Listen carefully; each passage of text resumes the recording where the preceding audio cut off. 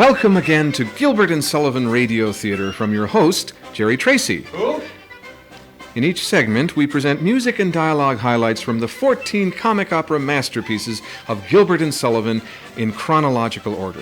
Our musical excerpts are taken from the truly vast Gilbert and Sullivan Radio Theatre collection and include great classic performances from the past as well as modern performances.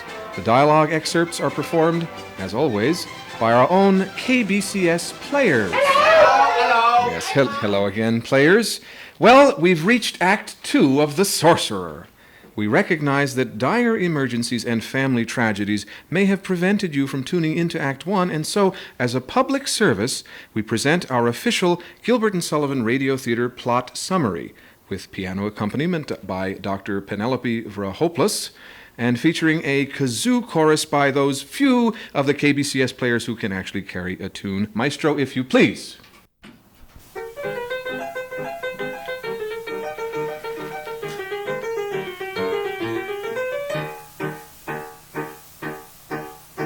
If you failed to tune in to Act 1 of The Sorcerer, which was begun, in our last episode you missed out on a load of inane but respectable fun. In the town where our action is set, there's a high incidence of regret. For a few we know of are insanely in love, but they haven't confessed it as yet. Little Constance adores Dr. Daly, the vicar who's seen better days. She attempts through her mother to tell him, while he wanders around in his haze. And poor Lady Sangazure's heart aches, for Marmaduke Daly she pines, and he to get at her is mad as a hatter, and frequently goose up his lines. Then the old notary, horse deaf and dotary, likes Mrs. Bartlett, who opens the church's pew. Only one couple are marrying up so far, dashing Alexis, the pride of his sex is he, pride of his sex is he. Will marry the fairy lean, he thinks she's really keen. Bashful and shy they're not, they hug and kiss a lot. They want their love to share with all their neighbors there. So they consult with this sorcerer Duff, and he brews them a love potion. Boom! So armed with a potion, these three plan to drop it in everyone's tea. Before they rethink it, the villagers drink it while singing a nice brindisi. The villagers promptly collapse. At the curtain, the audience claps. The mess that's been done by the end of Act 1 will be worked out in Act 2, perhaps. Yes. Very good, players. That's enough. Thank you, players. Back to your trump. The Act 2 curtain rises to discover the exterior of Sir Marmaduke's mansion by moonlight. All of the villagers are asleep on the ground, where they had fallen at the end of Act 1 after sampling some of that delicious, if rather stiff, adulterated tea. Our lovers, Alexis and Aline, and the sorcerer, John Wellington Wells, who carries a dark lantern, tiptoe on stage to survey the fruits of their magical labors. 'Tis 12, I think, and at this mystic hour, the magic drink that was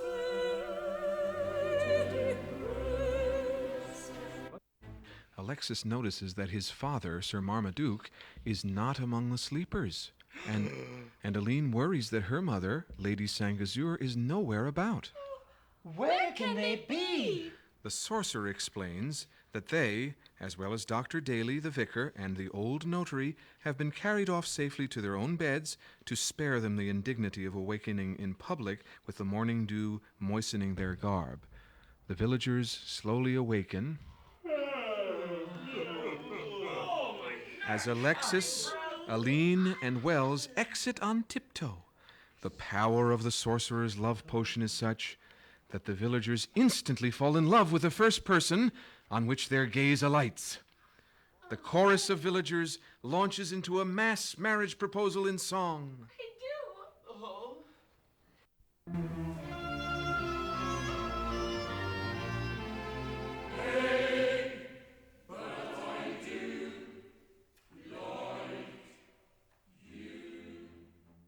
At the end of their marriage proposal dance, Constance enters in tears.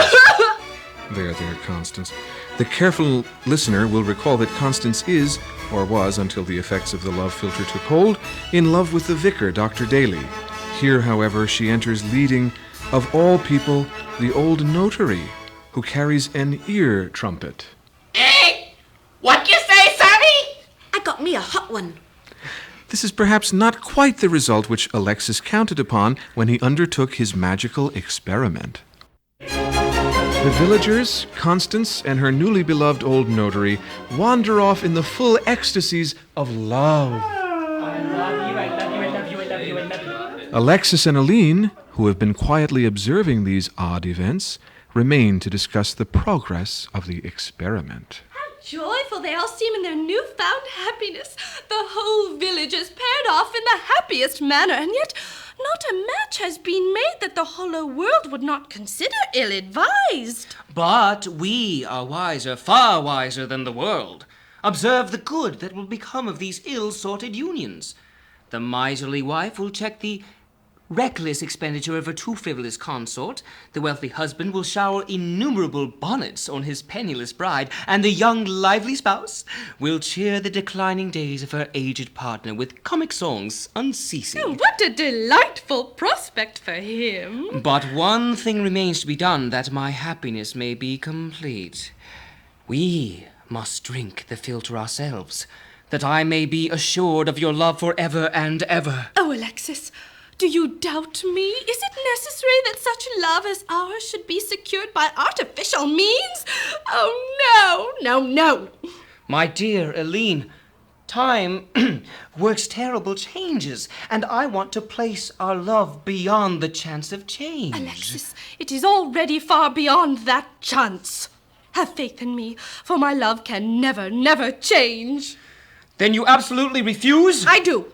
If you cannot trust me, you have no right to love me, no right to be loved by me. Enough, Aline. I shall know how to interpret this refusal. Thou hast the power thy vaunted love to Not yet. A little later. Later again? A little later. Oh, yes, that's right. And just as the lovers' quarrel begins, in wanders Dr. Daly, completely baffled by the strange goings-on, and noticing a subtle change in himself. Oh, it is singular. It is very singular. It has overthrown all my calculations. It is distinctly opposed to the doctrine of averages. I cannot understand it. Dear Dr. Daly, what has puzzled you? My dear, this village has not hitherto been addicted to marrying and giving in marriage. Hitherto the youths of this village have not been enterprising, and the maidens have been distinctly coy.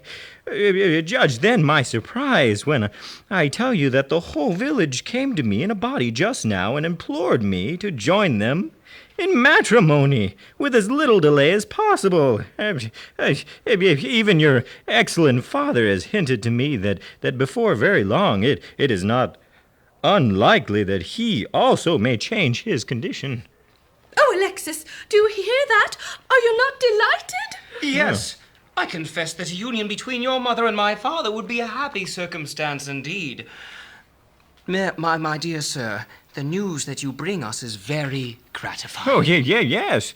Still, in my eyes, it has its melancholy side. This universal marrying recalls the happy days, now alas gone forever, when I myself might have... But tush, I'm puling. I am too old to marry, and yet... No. Within the last half hour, I have greatly yearned for companionship. I never remarked it before, but the young maidens of this village are very comely. So likewise are the middle-aged. Also the elderly. All are comely. And all are engaged. Here comes your father. And, just as Alexis has observed, Aline rather, Sir Marmaduke enters. But instead of bearing the Lady Saint-Gazur on his aristocratic arm, he bears the church pew-opener, Mrs. Partlet. Mrs. Partlet? Dr. Daly, give me joy. Alexis, my dear boy, you will, I'm sure, be pleased to hear that my declining days are not unlikely to be solaced by the companionship of this good, virtuous, and amiable woman. My dear father, this is not altogether what I expected. I am certainly taken somewhat by surprise. Still, it can hardly be necessary to assure you that any wife of yours is a mother of mine. It is not quite what I would have wished, Aline. Oh, sir, I entreat your forgiveness. I am aware that socially I am not everything that could be desired, nor am I blessed with an abundance of worldly goods. But I can at least confer upon your estimable father the great and priceless dowry of a true, tender, and loving heart. I do not question it.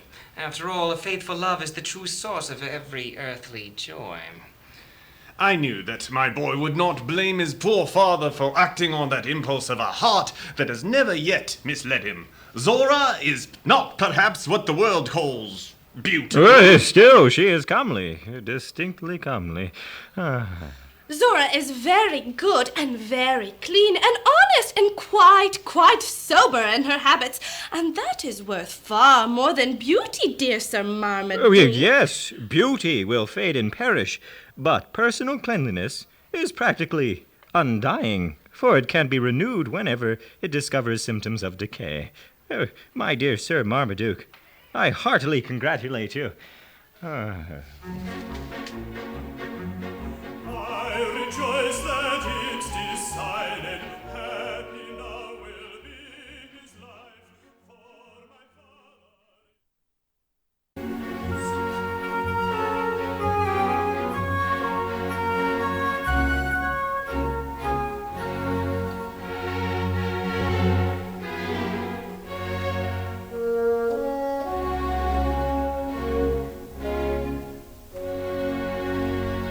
As the couples exit, Dr. Daly views them, and with a mournful sigh, exits, exhibiting all 10 symptoms of melancholic depression. The sorcerer, Mr. Wells, enters, full of guilt over the ill effects of his love potion. Oh, I have wrought much evil with my spells. This is too bad of you, J.W. Wells. What's wrong have they done you? At this, the worst possible moment, who should finally emerge from her love potion stupor and stumble on stage but Lady Sangazur, and the first person upon whom her gaze falls? Uh-oh. What is this fairy form I see before me? Oh, horrible. She's going to adore me. This last catastrophe is overpowering. Why do you glare at one with visage lowering? For pity's sake, recoil not thus from me. My lady, leave me. This may never be. Hate me. I drop my H's. Have through life. Love me, I'll drop them too. Hate me. I always eat peas with a knife. Love me, I'll eat like you. Hate me. I spend the day at Rocherville. Love me, that joy I'll share. Hate me. I often roll down One Tree Hill. Love me, I'll join you there. Love me, my prejudices I will drop. Hate me. That's not enough. Love me, I'll come and help you in the shop. Hate me. The life is rough. Love me, my grammar I will all forswear. Hate me. Abjure the lot. Love me, I'll stick sunflowers in my hair. Hate me. They'll suit you not. What I'm going to say, be not enraged. I may not love you, for I am engaged. Only see. As the desperate Lady Sangazur chases the equally desperate Mr. Wells off stage, Aline enters. She resolves to drink the love potion.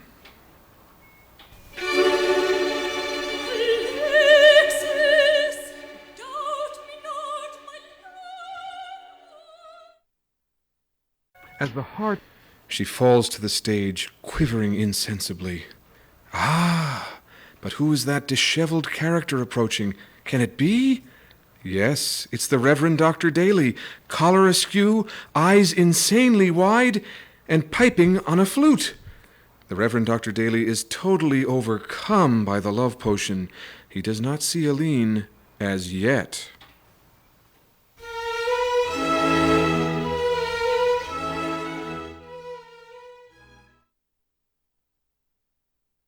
As Dr. Daly finishes his pathetic little song, Aline awakens and has been watching him intently.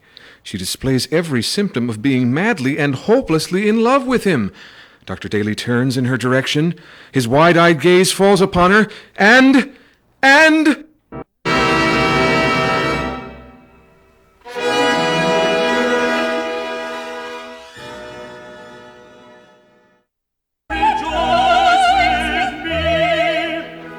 As the hearts of Aline and Dr. Daly swell with rapture, Alexis enters. Aline! My only love, my happiness, there you are. The filter, you have tasted it? Yes. Oh, joy, mine, forever and forever. Alexis, don't do that. You must not. Why? Aline and Dr. Daly proceed to explain that through no fault of their own they have fallen desperately in love. They explain that they truly pity Alexis and trust that he will understand the circumstances and accept their love. I'm sorry to say that Alexis takes a slightly dimmer view of the situation. False one, be gone, I spurn thee, etc. To thy new lover turn thee. Thy perfidy all men shall know. I could not help it. Come on, come on! We could not help it. Obey my call! Everyone get over here! Look at it! We could not help it. In answer to Alexis' furious summons, the villagers enter. Alexis explains that Aline has betrayed him for Dr. Daly and proceeds to lay a lover's curse on their heads. Curse. In the nick of time, Dr. Daly regains enough of his composure to stop Alexis. Hold! Be just. This poor child drank the filter at your instance. She hurried off to meet you, but most unhappily she met me instead. As you had administered the potion to both of us, the result was inevitable. But fear nothing from me. I will be no man's rival. I shall quit the country at once and bury my sorrow in the congenial gloom of a colonial bishopric. My excellent old friend, take my hand. Oh, Mr. Wells, what is to be done?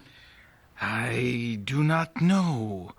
And yet, there is one means by which this spell may be removed. Name it! Oh, name it! Either you or I must yield up his life to Arimanes. I would rather it were you. I should have no hesitation in sacrificing my own life to spare yours. That's good.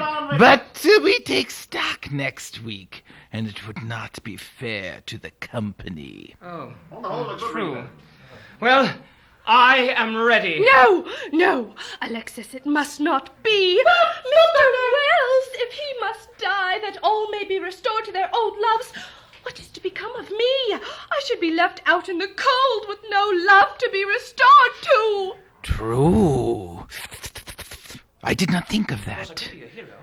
My friends, I appeal to you.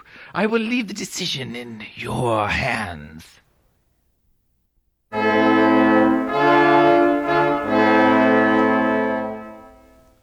I or he must die.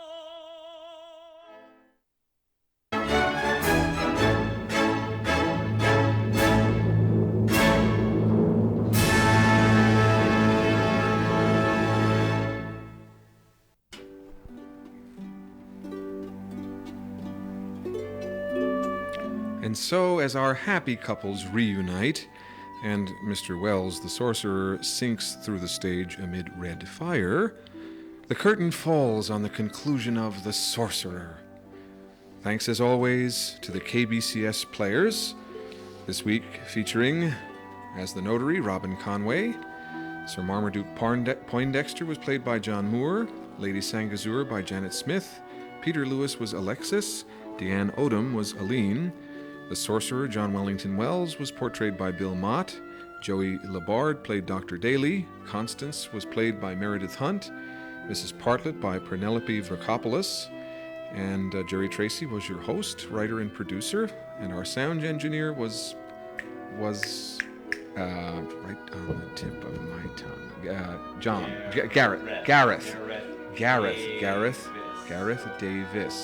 Gareth Davis. Thank you, and join us again next time as we salute the comic baritone and the art of the patter song.